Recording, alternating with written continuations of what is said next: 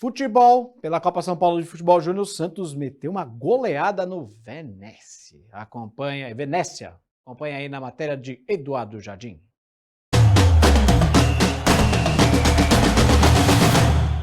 Fala, Thiago, boa tarde para você, para todo mundo que acompanha o Jornal Litoral. Estamos aqui mais uma vez direto do estádio Distrital Inamar, né, a Arena Inamar, onde o Santos venceu o Nova Venécia por 7-0.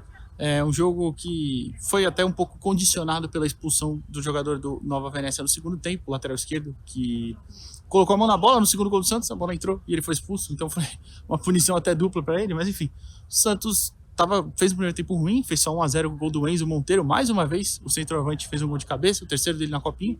E aí no segundo tempo, eu nem vou saber elencar para você quem fez os gols, porque foi muita gente. O Miguelito fez gol, o Rian fez gol, o Souza fez gol, foi muito gol que saiu. Porque, repito, com a expulsão, o Santos já era um time bem superior, o Nova Venécia é um time muito abaixo fisicamente, principalmente, né? Mas tecnicamente também, o Santos era bem superior, fez o seu papel, fez 7-0, assumiu a liderança do grupo e agora enfrenta o Água Santa, né, o dono da casa, os donos da casa, que venceram antes, hoje também venceram o Remo por 3-0 aqui.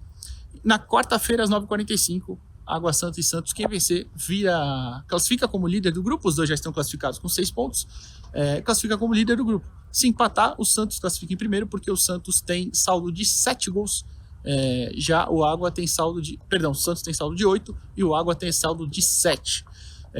E o segundo critério é gols marcados, vitórias, os dois estão empatados, claro. Gols marcados, o Santos também tem mais, o Santos tem 8, o Água tem 7. Então é isso, uma partida que não foi tão boa assim, repito, no primeiro tempo. No segundo, com uma expulsão, o Santos abriu a porteira, continuou indo para cima. Mas agora na quarta-feira vai ter o jogo mais difícil. O Água Santa também é um time bem bom, muito bem treinado. É um time melhor do que Remo e Nova Venécia, é claro. Então é isso, a decisão é quarta-feira entre os dois aqui na Arena Inamar, 9h45, do Santos, que lotou, como vocês puderam ver aí nas imagens, lotou o estádio. E quarta-feira também certamente teremos um grande público, porque a torcida do Água também tem comparecido bastante. Fechou? Valeu, Thiagão, um abraço. Então, Santos e Água Santa vão decidir quem será o líder do grupo, os dois estão classificados. Essa matéria, inclusive, está lá no Instagram do Resenha Santista, inclusive com entrevistados da Comissão Técnica do Santos, jogadores. Então dá uma olhadinha aí no Instagram do Resenha Santista e acompanhe esse material completo com o Eduardo Jardim.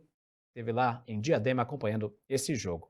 Ainda pela Copa São Paulo de Futebol Júnior, o Corinthians também venceu por 1-0 o time do Bangu. O São Paulo Futebol Clube venceu o Carajás por 3-2 e o Palmeiras venceu o União ABC por 4-0. Já a Portuguesa Santista foi eliminada da competição, perdeu a segunda consecutiva, perdeu para o Juventude por 1-0 e só vai cumprir tabela no próximo jogo. 1h35 e o Eduardo Jardim continua na labuta, desta vez na Vila Belmiro, acompanhando a coletiva de imprensa com o presidente Marcelo Teixeira, que tem o objetivo de esclarecer o que me disse sobre a contratação do técnico Fábio Carelli. Fala, Eduardo. Fala, Thiago, boa tarde para você, a todo mundo que acompanha o Jornal Litoral. Estamos aqui na Vila Belmiro, onde aconteceu a coletiva de imprensa do presidente Marcelo Teixeira, aqui na sala de imprensa, que é logo atrás do campo aqui da Vila. E o Marcelo explicou muita coisa, né? Explicou muita coisa, principalmente sobre a questão do técnico Fábio Carelli, a multa, né? O Vevaren Nagasaki, ex-time do Carelli, time lá da segunda divisão do Japão, cobrou o Santos publicamente, né? Sobre o dinheiro da rescisão, porque tinha uma multa ali de $1,5 milhão, mais ou menos 7 milhões e alguma coisinha ali de reais.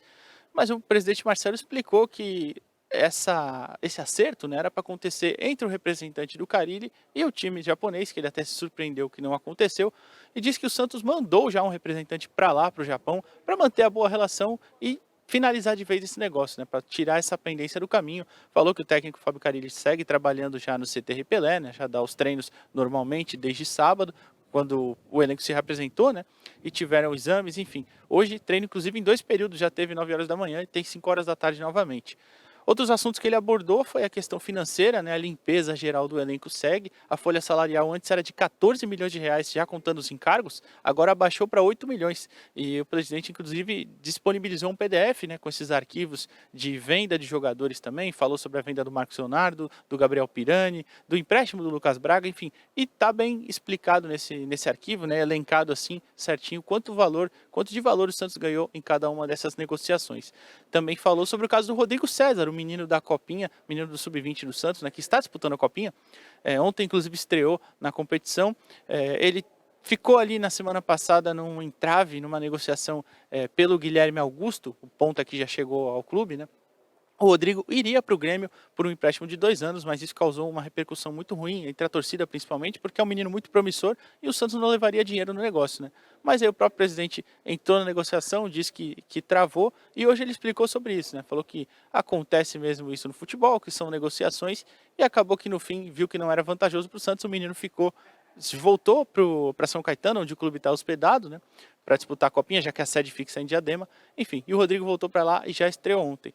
Então, sobre isso, Thiagão, foi basicamente os principais assuntos. O Marcelo Teixeira prometeu, inclusive, mostrou um organograma, né, com os novos diretores, funcionários do clube, e ele prometeu em 100 dias voltar a se reunir com esses diretores e tudo mais certinho, para explicar novamente, dar outra coletiva e explicar novamente as mudanças que estão acontecendo, sejam nos cargos, no método de trabalho e a questão financeira também. Fechou? A gente volta a qualquer hora, Thiagão. Um abraço.